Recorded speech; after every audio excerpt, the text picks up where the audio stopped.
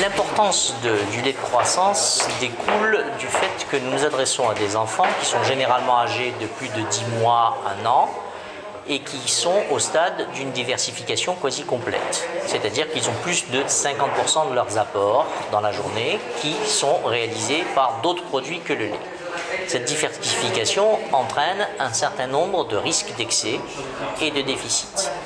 Donc le lait de croissance, bien sûr, son premier avantage, c'est d'essayer de combler le risque de déficience en fer que présentent la plupart des enfants dans tous les pays, non seulement occidentaux, mais même en voie de développement, et que cette déficience en fer a pu être colmatée dans un certain nombre de pays par l'enrichissement de l'alimentation.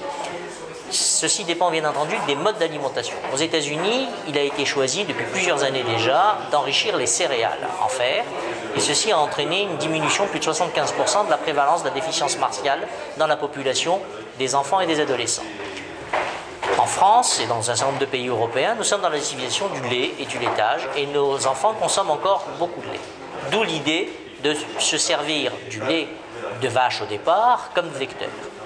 Mais parallèlement, non seulement ce lait de croissance va apporter du fer, mais il va diminuer l'apport en protéines par rapport à un lait de vache classique, de manière à avoir un apport protéique un peu moins important que celui que reçoivent la plupart des enfants, puisque la plupart des enfants en France reçoivent plus de 4 fois les apports recommandés en protéines. C'est totalement inutile et peut-être même expose à certains risques. Ce lait de croissance aussi est un lait de type lait entier qui apportera suffisamment de graisse, dont on sait l'importance au point de vue énergétique chez des enfants en croissance, ainsi que pour leur développement cérébral. Mais les graisses apportées ne vont pas être que des graisses lactiques. Ces graisses vont être enrichies en acides gras essentiels, très importants encore dans le développement de l'enfant à cette tranche d'âge. Parallèlement, enfin, ce lait de croissance va diminuer les apports sodés quotidiens par rapport à un lait de vache. En résumé, un enfant qui est diversifié et qui a plus de 10 mois, 1 an, il faut plutôt le nourrir avec un lait de croissance, surtout pas avec du lait de vache demi-écrémé.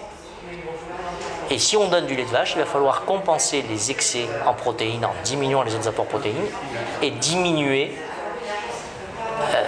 les apports en graisse de type saturé, tout en augmentant les apports en fer. Donc c'est beaucoup plus simple de donner du lait de croissance pour un coût modique.